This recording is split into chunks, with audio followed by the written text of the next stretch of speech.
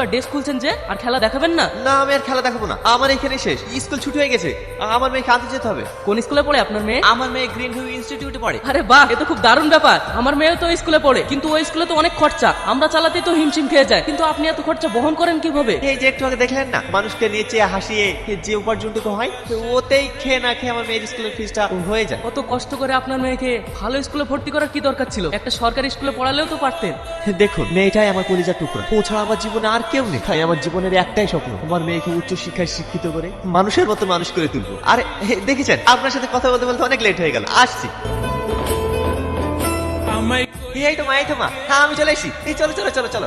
আপু, সবার মা বাবা কত তাড়াতাড়ি চলে আসে, তোমার আসতে এত লেট হয় কেন? আরে শোনো মা, আমার এই কাজ হচ্ছি, আর লেট হবে না, এই চলো চলো। আব্বু, তোমাকে একটা কথা জিজ্ঞেস করবো? না মা, যত কথা সব সকালে বলবা, অনেক রাত হয়ে গেছে, এখন চুপটি করে শুয়ে পড়া তো। না আব্বা, আজ তোমাকে বলতেই হবে, নাহলে কিন্তু আমি ঘুমাবো না। বলো না আব্বা, তুমি আমার এত যত্ন করো, তুমি আমাকে খাইয়ে দাও, পরিয়ে দাও, কিন্তু আব্বা সবার মা আছে, আমার মা কোথায় আছে? বলো না আব্বা।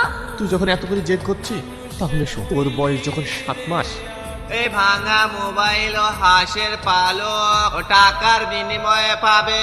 বাচ্চাদের খেলনা আছে, মেয়েদের কানের আছে, লিপস্টিক আছে, চুড়ি আছে।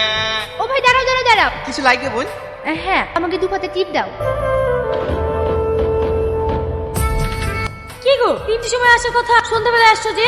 আজ একটা নতুন গ্রামে গিয়েছিলাম। তাড়াতাড়ি কাজ হইলাও, মা বাবা ফোন করছে, যেতে হবে। কোথায় যাবা? কেন, তোমার মনে নেই নাকি আজ আমার ভাইয়ের ছেলের জন্মদিন? তাড়াতাড়ি রেডি হইলাও। রেডি হতে তো বলছো, আজ তো তেমন বেচা কিনে হয়নি, কিলি যাবো। আমিও সব কিছু জানি, আমি আজ 1 সপ্তাহ আগে বলেছি আংটি নিতে হবে, আংটি নিতে হবে। আংটি করলি যাবো গো, আমি যদি 1 মাস ফেরি করি তাও তো আমি আংটিটা খুঁজতে পারবো না। আমি জানি তো, তোমার কোনো কিছুর মরদ নাই। আজ পর্যন্ত একটা ভালো শাড়ি পাইনি, ভালো খেতে পাইনি, ভালো পড়তে পাইনি, কিচ্ছু পাইনি। যদি বলে একটা ভালো রেস্টুরেন্টে যাবো, তাও পারিনি। সব পূরণ করতে যদি নাই পারো, তাহলে ভিখারি ছিল কিসের লেগে? তুমি সবকিছু জেনে শুনে তো আমাকে বিয়ে করেছো, তাহলে আজ তুমি এরকম কথা বলছো কেন? জানতাম, কিন্তু সেটা ছিল আমার ভুল ধারণা। আসলে তুমি একটা কাপুরুষ। কি আমার গায়ে হাত দিলি? ও, আমি আর তোর ভাত খাবো না, তুই ডাক্তার হয়ে গেলি। আমি এক্ষুনি বাপের বাড়ি চলে যাবো। সালমা, সালমা, আমার কথাটা শোনো।